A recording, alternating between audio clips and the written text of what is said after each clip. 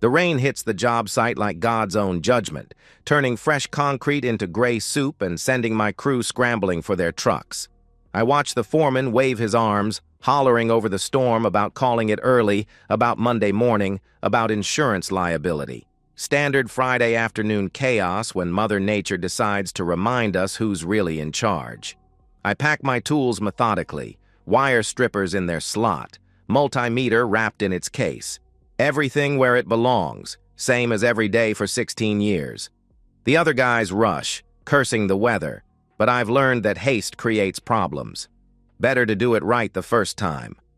Danny approaches, water dripping from his hard hat. "Chris, you heading home? This storm's supposed to get worse." I nod, shouldering my tool bag. "Lauren's expecting me late anyway." The lie comes easy because it's mostly true. She stopped expecting me at any particular time years ago. But today feels different. Today, I might surprise her.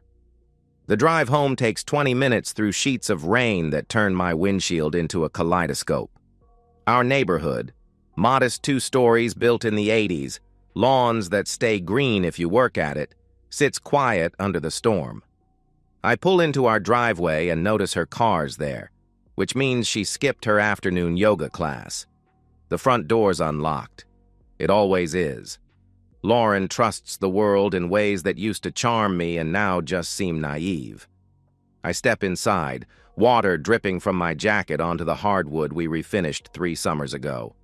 The house smells like vanilla candles and something else, something masculine that doesn't belong. I call out to the empty-seeming house. "Lauren?" No answer, but I hear voices from upstairs. Laughter. Male voices, more than one, mixed with her laugh. The bright musical sound she used to make when we were dating and everything felt possible. I stand at the bottom of the stairs, rain still ticking against the windows, and listen to my wife enjoying herself with men who aren't me. Part of me wants to charge up there, demand explanations, reclaim whatever territory I've lost. The larger part just feels tired. Instead, I climb the stairs slowly, my work boots careful on each step. The voices grow clearer. Our bedroom. The doors open. I see her first, Lauren, naked from the waist up, hair loose around her shoulders like spun gold. She's laughing at something one of them said. 3 men. I recognize one from her yoga studio, another from the hardware store where she sometimes drags me on weekends. The third is younger, maybe 25, with the kind of easy confidence that comes from never being told no. None of them notice me. They're too busy with her, too caught up in whatever game they're playing to sense the husband standing in the doorway. I watch for maybe 10 seconds, long enough to understand this isn't a mistake or a moment of weakness. This is practiced, comfortable. This has been happening for a while. Then I turn around and walk back downstairs.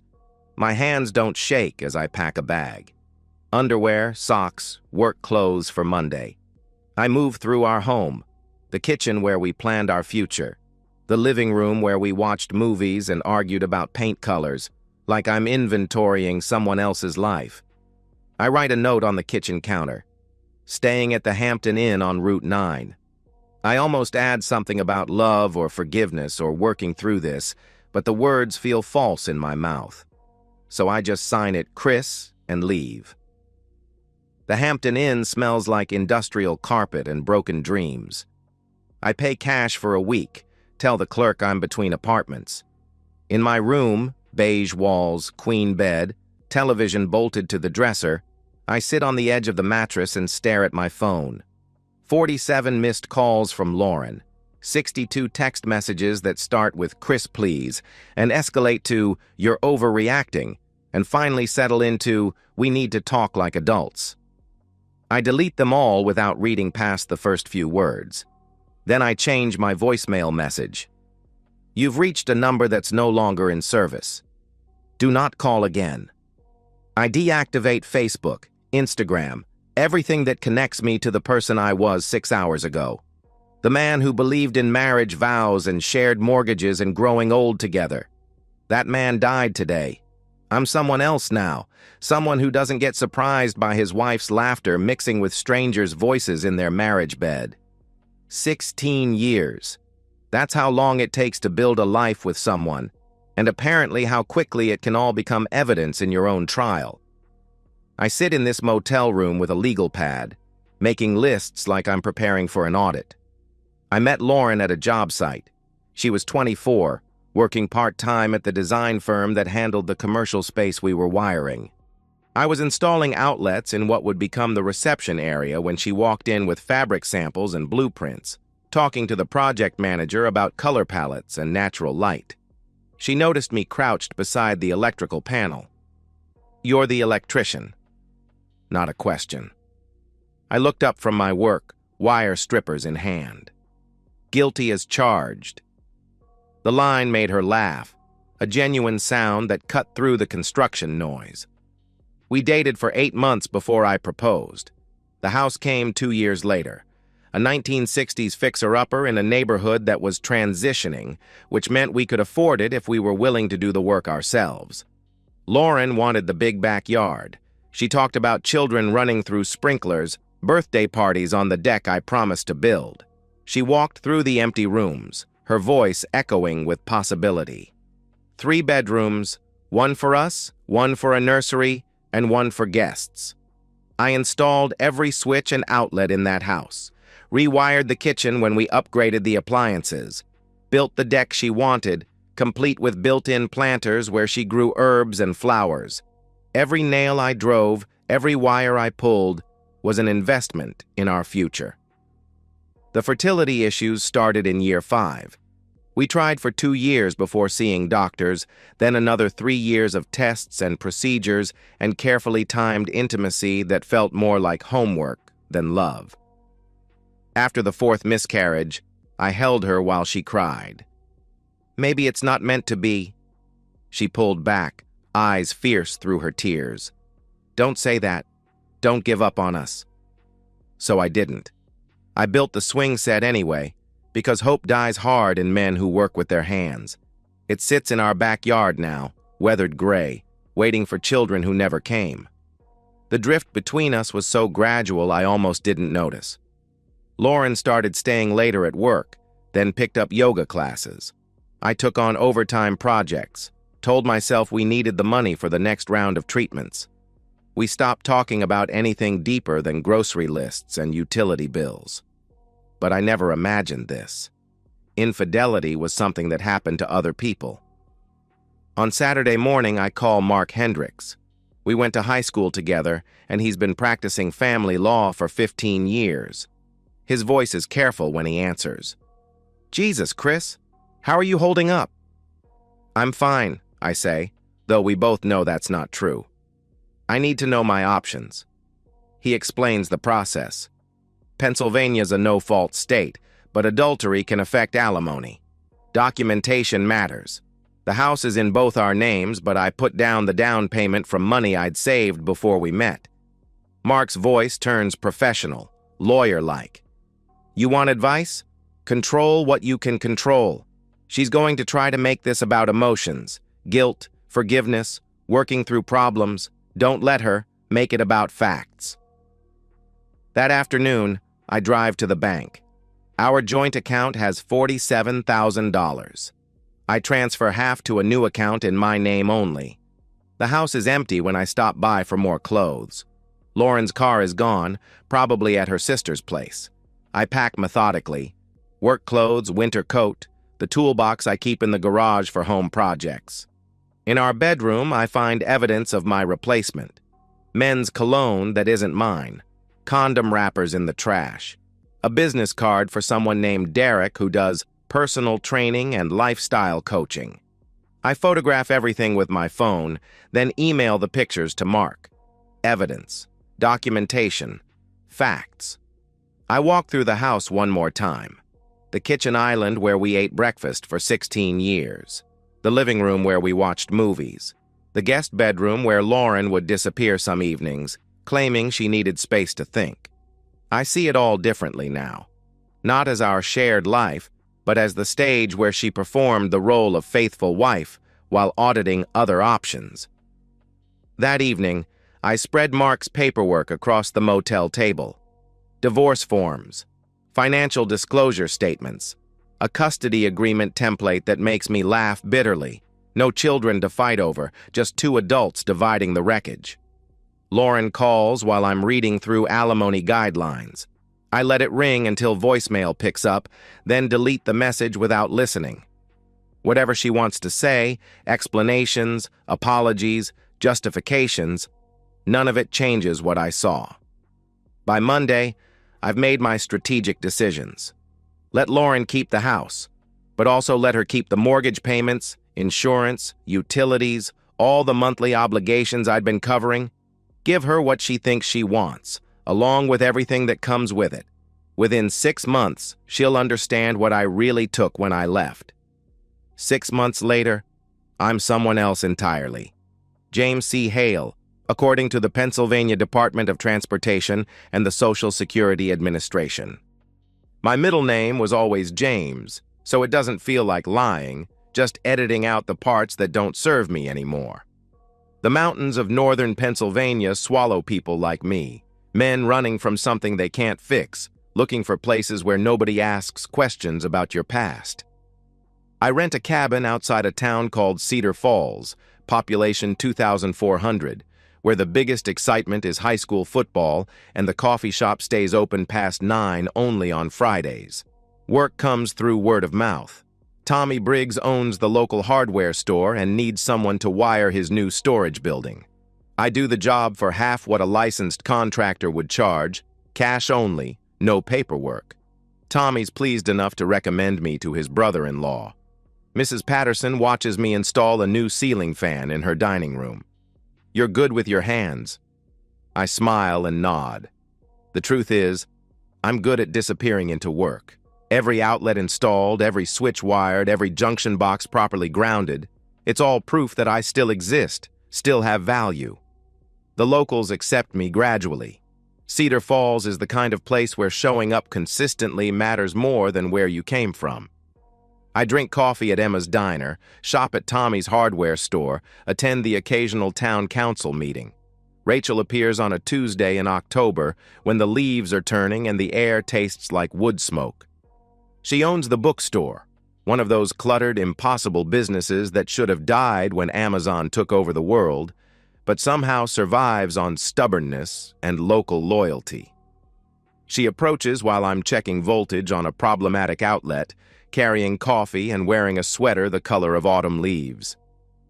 You must be James. Emma mentioned you were helping with the electrical work. She's maybe 35. Dark hair pulled back in a practical ponytail, laugh lines around her eyes that suggest she finds the world more amusing than disappointing. I set down my multimeter and straighten. Guilty as charged. The old line feels different on my tongue now. Lighter. She gestures around the cluttered space. Well, I'm Rachel. This is my disaster of a bookstore. Books are stacked everywhere. On shelves, on tables, in cardboard boxes that suggest an organizational system only she understands. But there's something warm about the chaos. I survey the space with an electrician's eye. It's not so bad, just needs better lighting to show it off properly. We talk while I work. She tells me about growing up in Cedar Falls, leaving for college in Philadelphia, coming back when her father died and left her the store. I tell her I'm from Pennsylvania originally, that I needed a change of scenery, that I like the quiet. All true, just not complete. She doesn't push for details. That's the first thing I notice about Rachel. She listens to what you say instead of hunting for what you're not saying. The lighting project takes 3 days, mostly because I find reasons to stretch it out. On Friday, when the work's finished, she wipes her hands on her apron and looks around at the improved space. It looks completely different. Would you like to get dinner? As a thank you. We eat at the only restaurant in town that isn't fast food. Rachel orders the meatloaf. I get the fried chicken. We talk about movies, about places we've traveled, about the difference between being alone and being lonely. She cuts a piece of meatloaf and considers her words. I like living here. People think small towns are boring, but I think they're just patient. Things happen, but they happen at a human pace. We date slowly. Coffee on Saturday mornings, dinner at her place, where she cooks simple meals, and we listen to NPR. A movie at the tiny theater that shows second-run films for $4 a ticket. Rachel doesn't ask about my past, and I don't volunteer much. She knows I was married before, that it didn't work out, that I needed to start over. She accepts this with patient curiosity, but no pressure. The first time we sleep together, it's December, and snow is falling outside her bedroom window.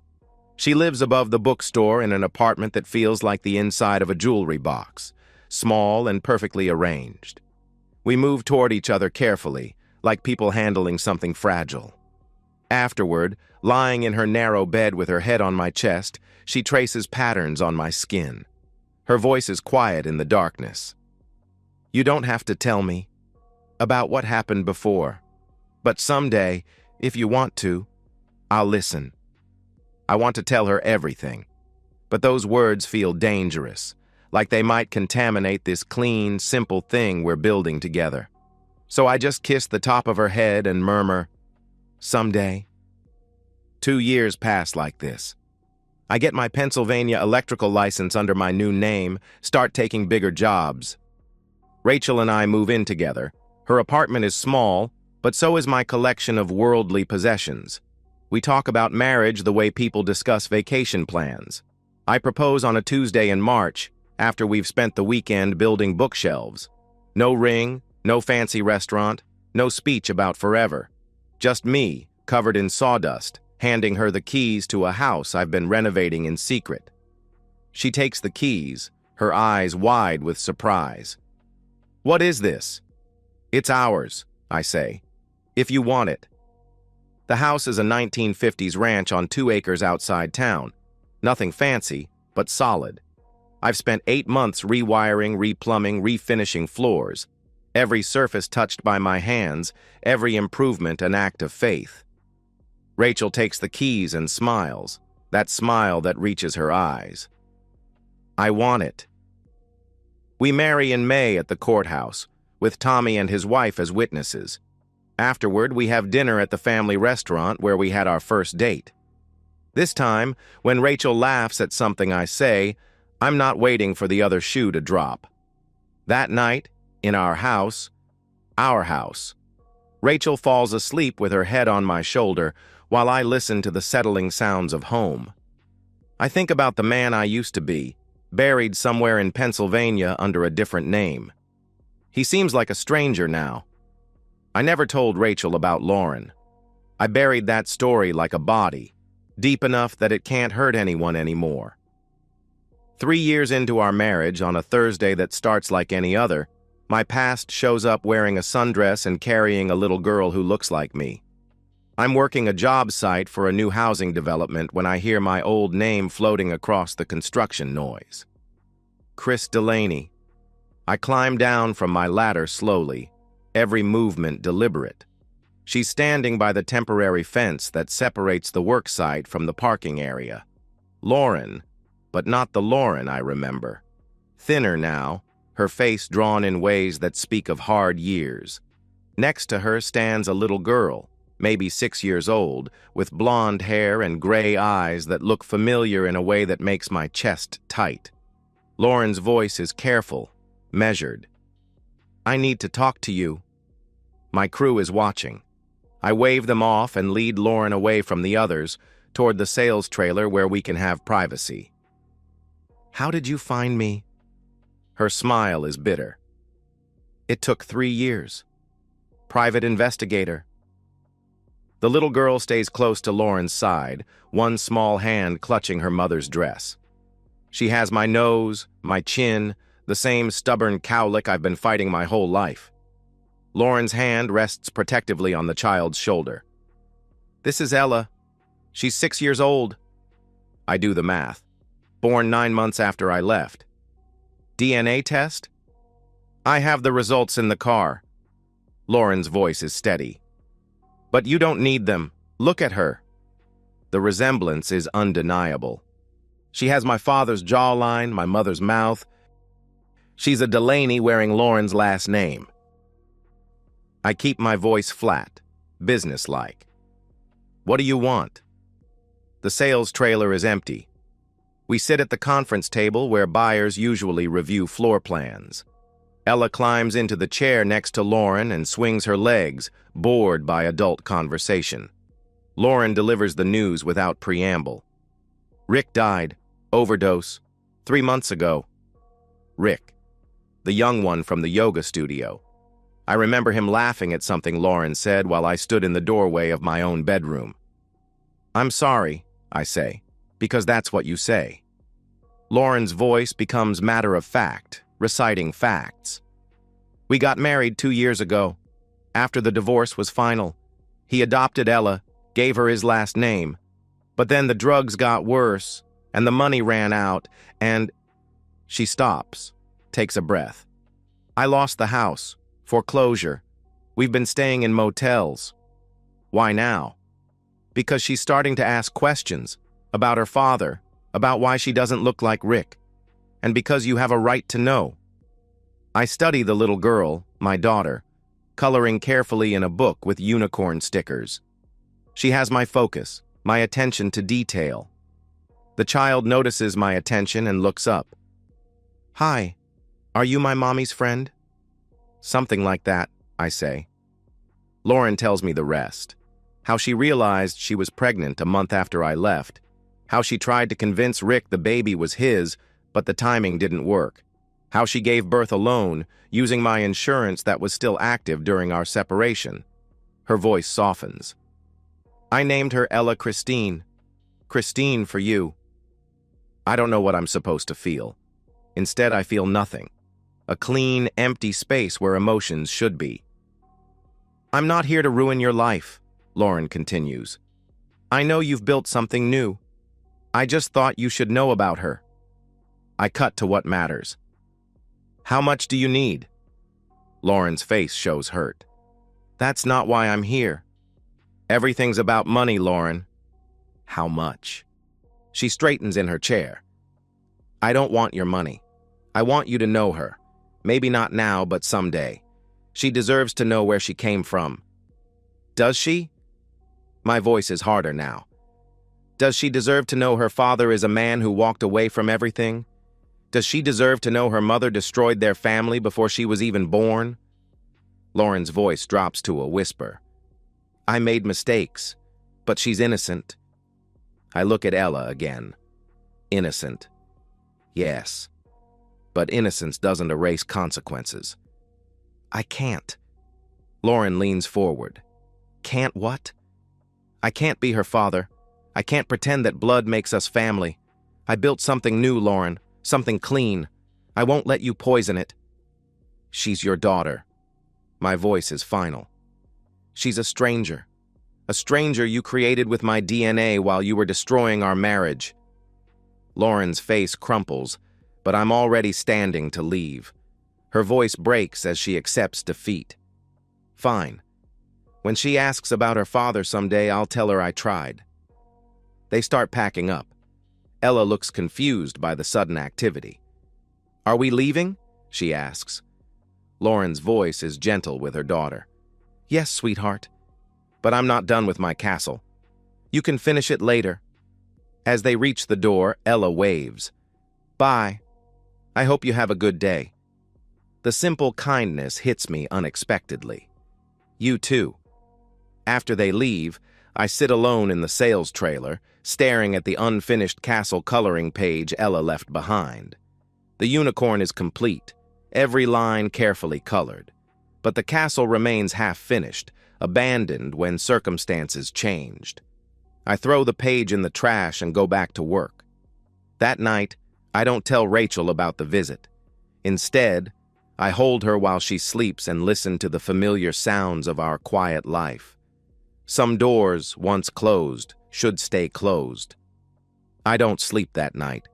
Instead, I lie next to Rachel and stare at the ceiling while my mind runs calculations I don't want to make.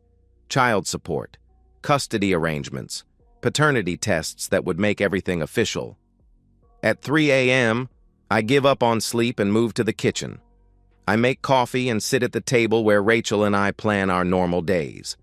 The life I built to replace the one Lauren destroyed. I could write the child a letter, explain why I can't be part of her life but leave the door open for when she's 18. I draft it twice on a legal pad, crossing out words, rewriting sentences. Dear Ella, I begin, then realize I don't know what comes next. I tear up both drafts. By morning, I've decided to call Mark. He's still practicing family law in Philadelphia, still cleaning up the messes people make of their personal lives. His voice carries familiar concern. Jesus, Chris, when did you find out? Yesterday. And you're sure she's yours? She looks like my baby pictures. Lauren says she has DNA results. Mark's tone becomes professional. Worst case scenario. If she pursues paternity through the courts, you're looking at 18% of your gross income until the kid turns 18, plus potential back support. Can she do that? After 6 years? Pennsylvania allows retroactive support in some cases, but she has to find you again, and you've done a good job disappearing. I press for more information. What about custody? Courts can't force you to be a father. They can force you to pay support if paternity is established, but they can't make you visit or care. Mark's advice is clear. Then my advice is to do nothing. Don't acknowledge paternity. Don't engage. Sometimes the kindest thing you can do is stay away. After we hang up, I drive to the job site and work until my hands are raw. By afternoon, I've made my decision. I stop at a FedEx store and send an overnight letter to Lauren, care of the last address Mark's investigator found. Inside, I include a cashier's check for $5,000 and one paragraph. This is the only assistance you'll receive from me. I've never been a father to this child, and I never will be. If you contact me again or attempt to contact my wife or interfere with my life in any way, I will pursue legal action. Use the money to start over somewhere else. I don't sign it. Rachel is in the bookstore when I get home, doing inventory while NPR plays softly. She looks up when I walk in, smiles that smile that always makes me feel like I've come home to something worth keeping. Good day? She asks. Long day, I say. How was yours? Her smile is amused. Mrs. Patterson came in looking for romance novels. Said she's tired of reading about people dying. This is what I'm protecting. This quiet, normal life where the biggest drama is Mrs. Patterson's reading preferences. The words come out more intense than I intended. I love you. Rachel looks slightly surprised by the force of it. I love you too. Everything okay? Everything's perfect, I say, and for the first time in 24 hours, that feels true. That weekend, I change our bank accounts to a different institution. I update our address with the post office to a P.O. box. Small precautions, but necessary ones. I don't hear from Lauren again. The check never gets cashed, which means either she moved again or she understood the message. Either way, the silence feels like victory. Months pass. Rachel and I plant a garden, travel to Philadelphia for a long weekend, talk about maybe getting a dog. Normal life resumes its rhythm, and I start to believe that some ghosts really can be laid to rest. Then Lauren shows up at Rachel's bookstore. Rachel calls me at the job site on a Tuesday afternoon. Her voice is steady, but I can hear something underneath. James, there's a woman here who says she knows you. She's asking to speak with you. My hands stop moving. What's her name? She said to tell you it's about Ella. My blood turns cold. I'll be there in 10 minutes. Don't let her leave. I park outside the bookstore and see them through the window. Lauren sitting in one of Rachel's reading chairs, Ella on the floor with a picture book. 7 years old now, still carefully turning pages. Rachel meets me at the door. She won't tell me what this is about. I look at my wife and realize I can't protect her from this anymore. Her name is Lauren. She's my ex-wife. The little girl is my daughter. Rachel's face doesn't change, but I see her processing. Your daughter. Biologically, I've never been part of her life. But you knew about her. Yes. Rachel nods slowly. What do you want to do? This is why I love her. No immediate questions, no accusations. Just trust that I'll handle it appropriately. We walk into the store together. Lauren stands when she sees me. Hello, Chris. It's James now, I say. This is my wife, Rachel. Lauren's voice carries bitter understanding. Of course it is. New name, new life, new wife. What do you want, Lauren? I want what I've always wanted, for you to acknowledge your daughter. We discussed this. My answer hasn't changed. Lauren's posture straightens with determination. Things have changed. We're not transient anymore. I got a job in Scranton, found an apartment. Ella's in school. We're stable. Congratulations. She needs a father figure. She's asking questions about why all her friends have dads and she doesn't. I glance at Rachel, who's listening with careful attention. That's your problem to solve, I tell Lauren. Not mine. Lauren's voice rises slightly. She's 7 years old, Chris. She didn't choose any of this. Neither did I. You made these choices. Every consequence that followed was your responsibility. Ella looks up from her book, sensing tension. She has the wariness of a child who's learned that raised voices mean everything's about to change. Her small voice cuts through our argument. Mommy? Lauren immediately softens. It's okay, sweetheart. These are just friends of Mommy's. Rachel steps forward then.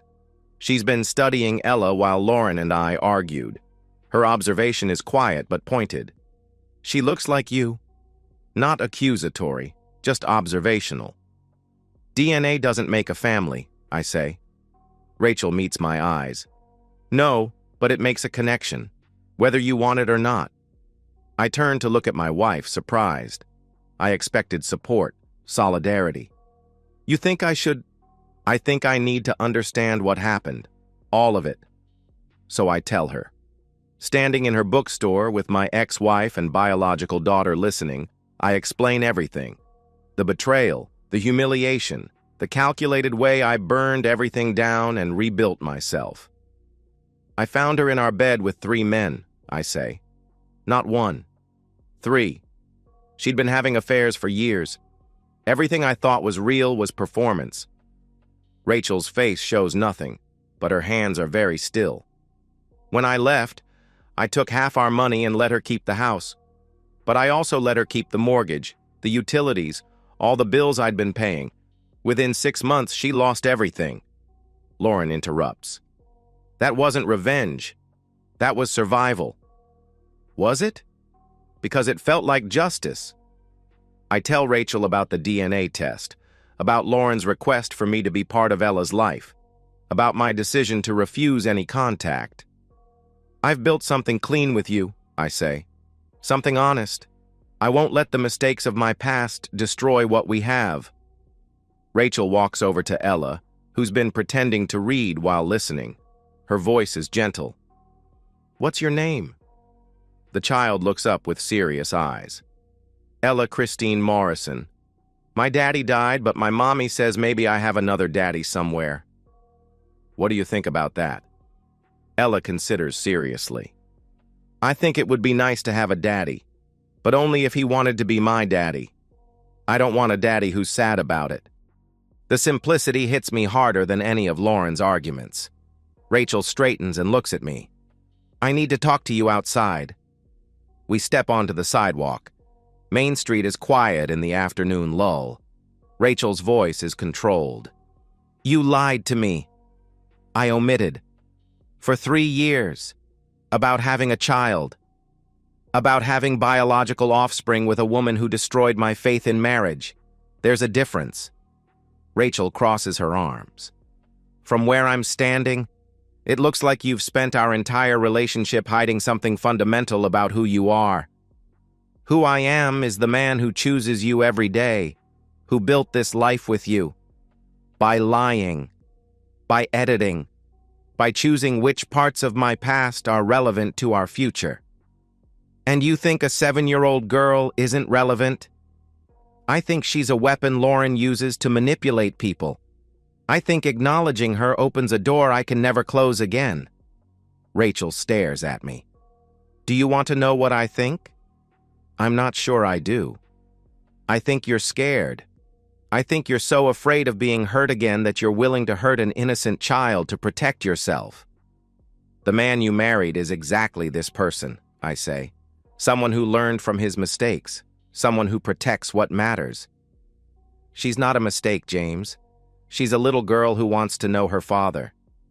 She has a father. He's dead, but she had one. I'm just the sperm donor. Rachel flinches. God, listen to yourself. You want me to what? Embrace fatherhood 7 years late? Welcome Lauren back into my life because she managed to get pregnant? I want you to do the right thing. I am doing the right thing. I'm protecting us. Rachel's voice is quiet but firm. It looks a lot like cowardice to me. The words hang between us like a challenge. I think about all the ways I could respond. Instead, I just feel tired. Maybe it is cowardice, I say. But this is who I am now, Rachel. This is the man you married. If that's not enough, don't turn this into an ultimatum about our marriage. This is about you and your responsibility to that little girl. I don't have any responsibility to her. You have every responsibility to her. She exists because of choices you made. We stand at an impasse that feels familiar and terrifying. Through the window, I can see Lauren and Ella. The little girl has moved to another book, something that makes her smile. What do you want me to do? Rachel's voice is gentle but determined. I want you to go back in there and have a conversation with your daughter. Not about custody or support, just a conversation. Let her ask questions. Give her something to hold on to. And then we figure out what comes next. Together. I look at my wife, the woman who found me when I was broken and helped me rebuild. She's asking me to do something that terrifies me. Okay, I say. One conversation. We go back inside. Lauren looks up hopefully. Ella has moved on to a third book. I approach slowly, like you would a startled animal. Ella, would you like to ask me some questions? She considers this seriously. Are you my daddy? Biologically, yes. That means we share DNA. But I haven't been your father. I haven't been part of your life. Her next question is simple and devastating. Why not? I glance at Lauren. Your mother and I had problems. Adult problems that happened before you were born. I made choices that meant I couldn't be around when you were growing up. Were you sad about me? The question hits like a physical blow. I was sad about a lot of things. But you were never the problem, Ella. Adults sometimes make messes, and children get caught in them. Do you want to be my daddy now? I look at this little girl, my daughter, who's asking the one question I can't answer the way she wants me to. I want you to be happy, I say finally. I want you to have a good life, with people who love you, but I don't think I'm the right person to be your daddy. Ella nods solemnly. That's okay. Maybe someday you'll change your mind. Maybe, I say, though we both know I won't. Lauren stands then, gathering Ella's things. Thank you, she says to Rachel, for letting us talk. Then she turns to me. And thank you for being honest with her. They leave through the front door, Ella waving goodbye. I watch them walk to their car and drive away. Rachel's voice is quiet. How do you feel? Like I did the right thing for the wrong reasons, I say. Or the wrong thing for the right reasons. Do you think you'll see her again? I hope not, I say, and realize I mean it. Not because I don't care about Ella. Somewhere in my chest, there's a small, painful place that recognizes her as mine, but because caring changes nothing. That night, Rachel and I eat dinner in silence. Then we sit on our couch, reading our separate books, existing in the same space without needing to fill it with words. Before bed, Rachel stops and looks at me. I understand why you made the choices you did, she says. I don't agree with all of them, but I understand. Does that mean we're okay? It means we're going to work on being okay, she says. But James, if she comes back, don't hide from me. Let me help you figure it out. Okay, I say. She turns to go, then pauses. She really does look like you, especially around the eyes. I know. Do you think you'll ever wonder about what kind of person she becomes, what kind of life she has? I consider lying, giving Rachel the answer that would be easier for both of us. Instead, I tell the truth. Every day, I say, for the rest of my life. 5 years later, I'm installing a ceiling fan in the master bedroom of a house that looks nothing like the one I shared with Lauren. The owners are young, late 20s, and they have that particular energy of people who still believe in forever. The husband tests the wobble with his hand. You think it'll last? The marriage, I mean, not the fan. I look at him, young, earnest, probably married less than 2 years. The fan will last 20 years if you maintain it properly. The marriage will last as long as you both choose it to last. His wife laughs from the doorway. That's not very romantic. Romance is what gets you to the altar, I say. Choice is what keeps you there. They exchange a look that suggests they think I'm being cynical. Maybe I am. Or maybe I've just learned that love without strategy is just another word for hope. Rachel and I have been married 8 years now. We know each other's rhythms, each other's silences. She runs the bookstore. I run my electrical business. We have dinner together most nights, travel once a year, argue occasionally about money or whether to get a dog. Normal life, measured in normal moments. I never hear from Lauren again. Never see Ella. Sometimes I wonder if they moved away from Pennsylvania entirely, started over somewhere that doesn't hold so many complicated memories. I hope they found something stable, something sustainable. I hope Ella got the father she deserved, even if it wasn't me. The young husband calls later with a question about the fan's remote control. His wife is laughing in the background about something unrelated.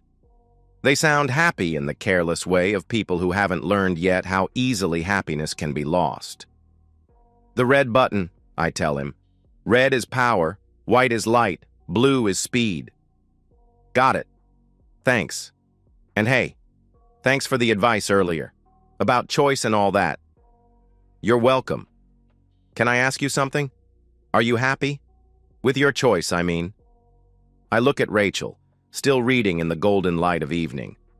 At our house, our life, our quiet understanding of what we both need to feel safe in the world. I'm content, I say, which is better than happy, because it doesn't depend on circumstances staying the same. After I hang up, Rachel and I finish our books and go inside. We brush our teeth, check the locks, turn off the lights. Domestic rituals that anchor us to the life we've built together. In bed, with Rachel's head on my shoulder and her breathing settling into sleep, I think about the man I used to be. Christopher James Delaney, who believed in forever and second chances and the power of love to overcome any obstacle. He seems like a stranger now, someone I knew briefly but never really understood. I don't miss him. He was naive, trusting in ways that made him vulnerable to people who collect trust, like trophies. But sometimes I wonder what he would think of the choices I've made, the bridges I've burned, the way I've learned to protect what matters by refusing to expand the definition of what matters. He would probably call me a coward. He would probably say that running away isn't the same as moving forward, that changing your name doesn't change who you are underneath. Maybe he'd be right. Maybe I am a coward who learned to dress up self-preservation as principle. Maybe I robbed Ella of a father and myself of a daughter because I was too damaged to risk being hurt again. But cowards live longer than heroes, and smart choices compound over time into something that resembles wisdom. I built a life that works. I married a woman who accepts the edited version of myself I was willing to share. I sleep soundly in a house where no one can surprise me with their capacity for betrayal. Some people might call that a small life, a careful life, a life limited by fear of what might go wrong. They might be right, but it's mine, and I chose it. And I wake up every morning grateful for the specific combination of circumstances that allows me to exist without apology. That has to be enough. Because the alternative, staying open to all the ways love can destroy you, requires a kind of courage I used to have but lost somewhere in a Hampton Inn on Route 9, along with everything else I thought I knew about forever. Rachel murmurs something in her sleep and shifts closer. I close my eyes and listen to the sound of our house settling around us, solid and secure, and exactly as far from the past as I could make it. In the morning, I'll install outlets in someone else's dream house. Rachel will sell books to people looking for other lives to inhabit temporarily. We'll have coffee together and read different sections of the newspaper and plan our weekend like the married couple we are. It's not the life I planned when I was young and stupid enough to think planning mattered. But it's the life I chose when I learned the difference between what you want and what you can survive. I didn't bury Lauren to punish her. I buried her so I could breathe again. Some wounds are too deep to heal around other people. Some betrayals require the kind of distance that looks like cruelty, but feels like survival. And survival, it turns out, is its own kind of victory, even when it doesn't feel like winning, even when it costs more than you thought you could afford to pay, even when the price includes gray eyes that look like yours, coloring castles with careful precision in a bookstore you'll never visit again. And so, we've reached the end of today's story. Was it what you expected, or did it take a twist you didn't see coming? I'm curious to hear your thoughts. Share them in the comments below, and let's get a conversation going. If this story kept you hooked, make sure to hit that like button. And if you're new here or just haven't subscribed yet, now's the perfect time to join our community. I bring you fresh, captivating stories every day, so click that subscribe button and turn on notifications so you never miss out. Thanks for watching, and I'll see you in the next one.